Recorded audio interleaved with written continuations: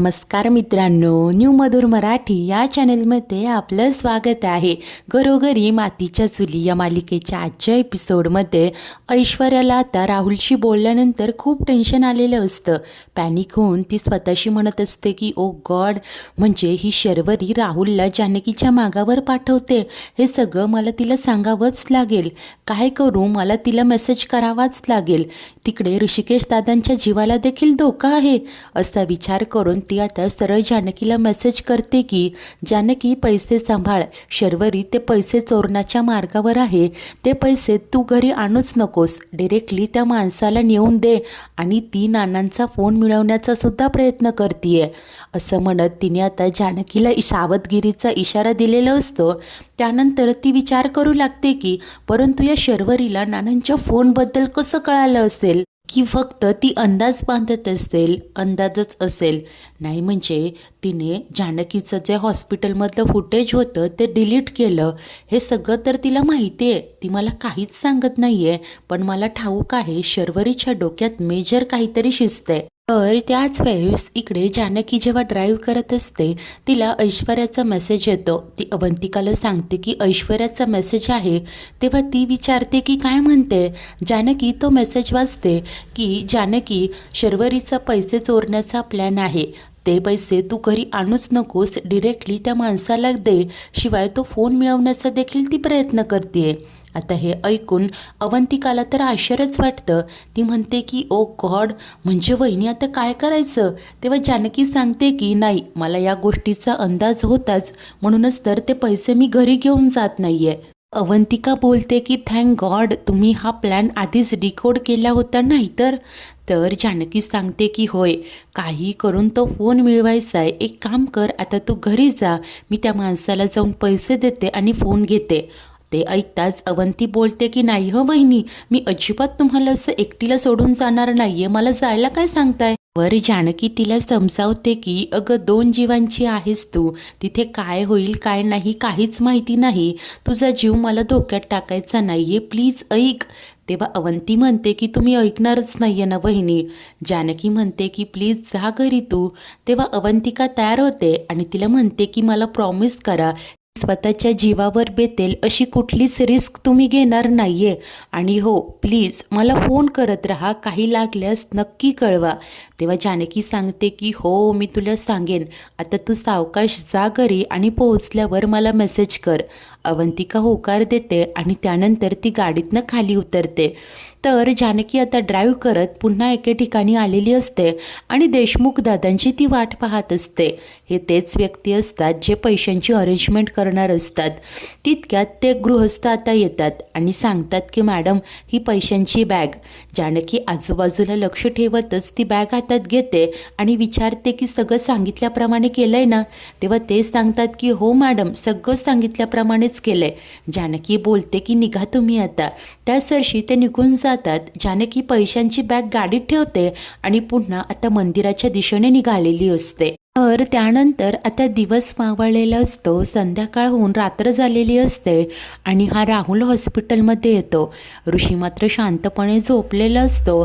दरवाजातनं राहुल ऋषीला पाहतो आणि मनाशी म्हणतो की ती जानकी इथे नाहीये, म्हणजे नक्कीच पुरावा शोधायला गेली असणार. जानकी, तो फोन मी कसा मिळवतो ते तू बघस. आता या राहुलची कमाल बघ तू जानकी रणदिवे. त्यानंतर तो बाजूला येतो आणि लाईटचा मेन स्विच ऑफ करतो. त्यासरशी हॉस्पिटलमध्ये अंधार पसरतो. इतक्यात राहुलला येतो शर्वरीचा कॉल. तो वैतागत फोन रिसीव करतो आणि म्हणत असतो की कशाला फोन करते. हे बघ, तिथे बसून मला ऑर्डर देऊ नकोस, मला माझ्या पद्धतीने काम करू दे. तेव्हा शर्वरी ही म्हणते की माझ्याशी नीट बोल आणि चिडचिड करू नकोस. हा राहुल बोलतो की उगीच तिथे बसून उंटावरनं शेळ्या हाकू नकोस, तुला फोन हवाय ना, मिळेल तो. तेव्हा वैतागलेली शर्वरी म्हणते की राहुल, डोक्यात जाऊ नकोस माझ्या. हा राहुल शांतपणे म्हणतो की काय झालं, राग आला का, फक्त मी माझ्या पद्धतीने हँडल करतोय ना. तेव्हा शर्वरी शांत होते, म्हणते की ठीक आहे, मला काही करून फक्त तो फोन हवाय.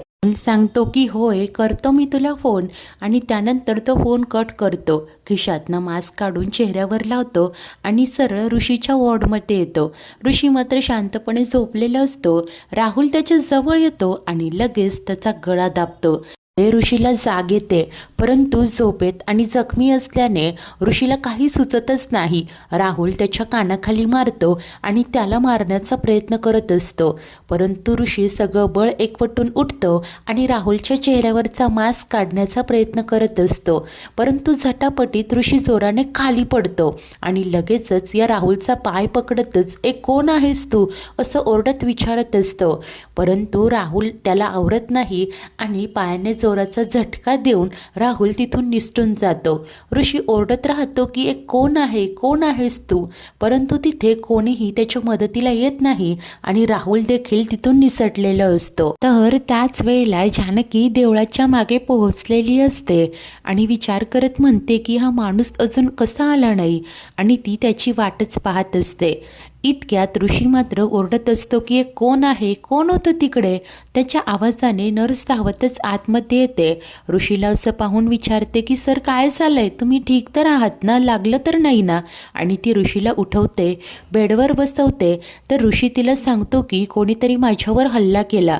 मी खूप जाणून घेण्याचा प्रयत्न केला, पण अंधार असल्यामुळे मला काहीच दिसलं नाही." त्यावर ही नर्स सांगते की "म्हणजे त्याच माणसाने मुद्दामहून लाईट बंद केली होती, तर मी जाऊन चेक केलं तेव्हा कळलं मला." ऋषी मात्र विचार करत म्हणतो की कोण असेल हा माणूस. त्याच वेळेला बाहेर आलेला राहुल पुन्हा शरूला कॉल करतो आणि सांगतो की "मी माझं काम केलंय, आता जानकीला हॉस्पिटलमध्ये यावंच लागेल." आणि हेच घडतं.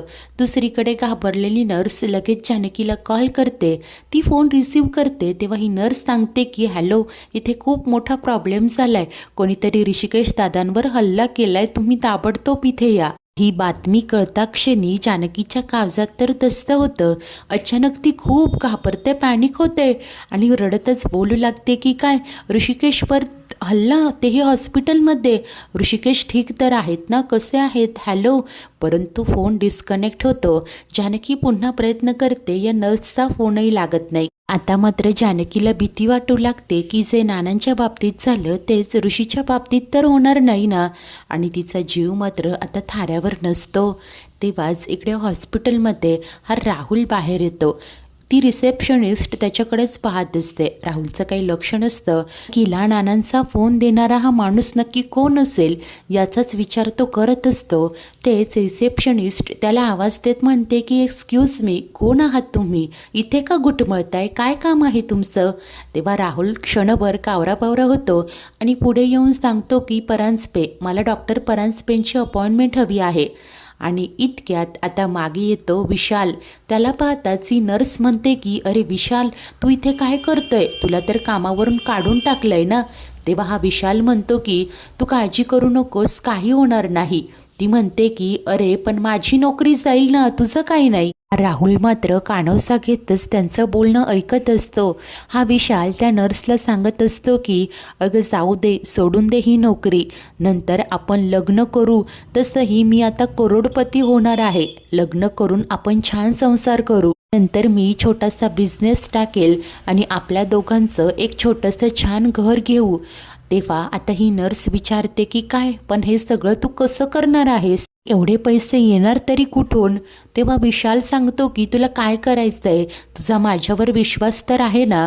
आणि दोघेही बोलत असतात. त्यांचं सगळं बोलणं या राहुलने ऐकलेलं असतं आणि त्याची खात्री पटते की हाच तो माणूस आहे जो जानकीला नानांचा फोन देणार. मला आता याच्यावर नजर ठेवावी लागेल.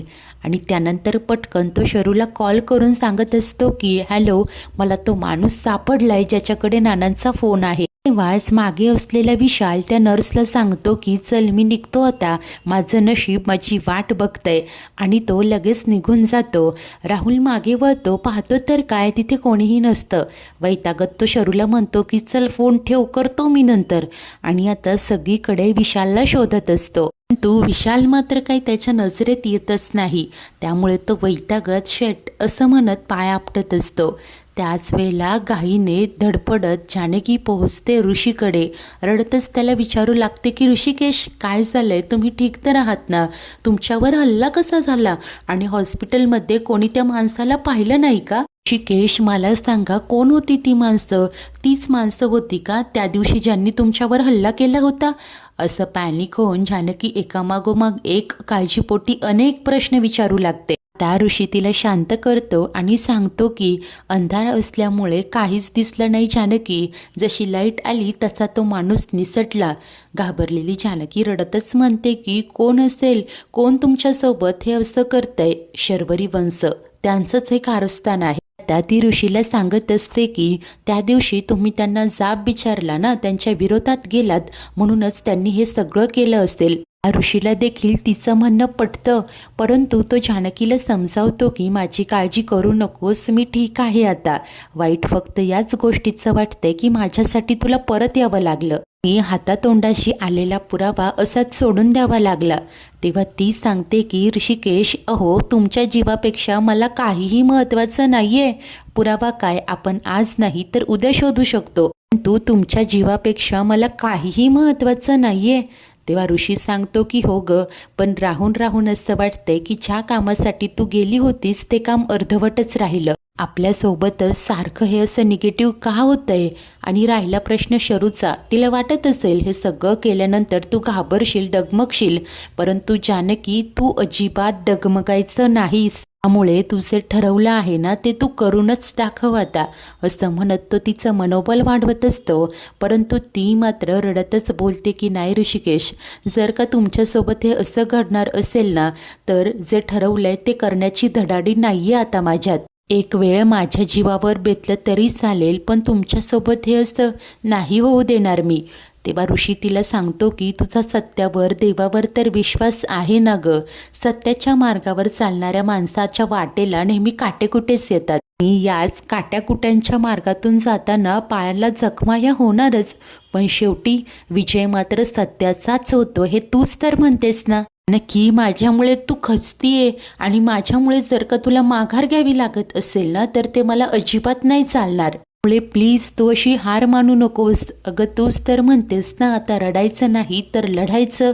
जानकी, काही झालं तरी तू लढ, माघार घेऊ नकोस. असं म्हणत ऋषीने आता जानकीला 100 हत्तींचं बळ दिलेलं असतं, मनोबल वाढवलेलं असतं. तर त्याच वेळेस इकडे हा विशाल मंदिराच्या मागे येऊन पाहतो, त्याला काही समोर जानकी दिसत नाही. त्यामुळे तो वैतागत म्हणतो की अजून किती वेळ, ही जानकी अजून कशी आली नाही? कदाचित ती हॉस्पिटलमध्येच असेल, एकदा फोन करून कन्फर्म करायला हवं. नंतर हा विशाल या नर्सला कॉल करतो. ती फोन रिसीव्ह करते. तेव्हा तो विचारतो की ऐक ना, ती जानकी हॉस्पिटलमधून निघाली आहे की नाही? इथे मी तिची वाट बघतोय. तेव्हा नर्स त्याला सांगते की इथे त्यांच्या मिस्टरांवर कोणीतरी हल्ला केला, त्यामुळे परत आल्यात त्या. आता हा वॉर्ड बॉय वैतागत म्हणतो की अरे देवा, हे काय भलतंच झालं. नर्स त्याला सांगते की मला असं वाटतंय की तुला थोडा वेळ थांबावं लागेल, कारण आता नवऱ्याला सोडून त्या जानकी मॅडम लगेच जातील असं मला तरी नाही वाटत. त्यानंतर हा वॉर्ड बॉय तिला सांगत असतो की ऐक ना, माझे नवीन शूज मी तुझ्या टेबल खाली ठेवलेत. हे बघ, माझे फेवरेट शूज आहेत, ते कुणाच्याही हाती लागता कामा नये, नीट लक्ष ठेव. ती नर्स मात्र वैतागून म्हणते की हो ना, ठेवते, बारीक लक्ष ठेवते.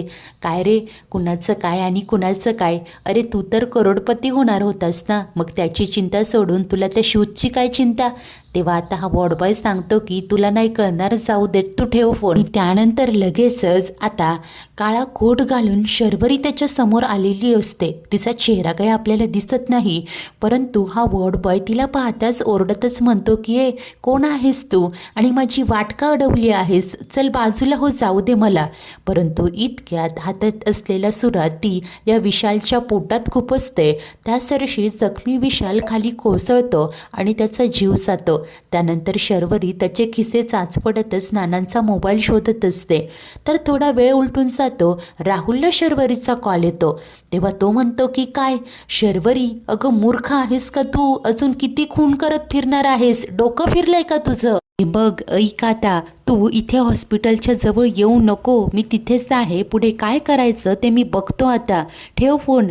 असं म्हणत राहुलने फोन कट केलेला असतो. त्यानंतर टेन्शनमध्ये राहुल पुटपुटत असतो की ही शर्वरी पण ना, हिचं काय करावं काहीच कळत नाहीये, अगदी सिरियल किलरसारखी सगळ्यांना मारत सुटली ही. तर त्याच वेळेला इकडे अवंतिका घरी पोहोचलेली असते. ती किचनमध्ये येते तर ऐश्वर्या तिला विचारते की ऐक ना, मी माझ्यासाठी कॉफी करते, घेशील का तू? तेव्हा ती सांगते की नाही नको, अगं ऑलरेडी उशीर झालाय, मला दादा बहिणींसाठी हॉस्पिटलमध्ये डबा घेऊन जायचा आहे. त्यानंतर आता कुणाचं लक्ष तर नाही आहे ना, हे पाहून ती हळू आवाजात म्हणते की ऐक ना ऐश्वर्या, मला केव्हापासून तुझ्याशी बोलायचं आहे, एकच गोष्ट मनात येते ग. तेव्हा ऐश्वर्या तिच्या जवळ येते आणि म्हणते की हो बोल ना, काय झालं? तेव्हा अवंतिका सांगते की अगं बहिणींनी हे पैसे घेतलेत खरे, पण त्या परत कशा करणार आहेत कारण अकाउंटमधले पैसे एखाद्या ठोस कारणाशिवाय वहिनी देखील नाही काढू शकत. नानांची तशी अटच आहे ना. ऐश्वर्या तिला समजावते की हे बघ, तिने पैसे घेतलेत ना, मग कसे परत करायचे याचा विचारही केला असेल, यू डोंट वरी. तर अवंतिका घाबरत सांगते की अजून एक विचार येतोय का माझ्या मनात? तेव्हा ऐशू म्हणते की बोल ना. तर अवंती सांगत असते की आपण पैसे देऊन नानांचा फोन घेऊ खरा, परंतु जर का अपेक्षित असलेले पुरावे त्यात नसले तर?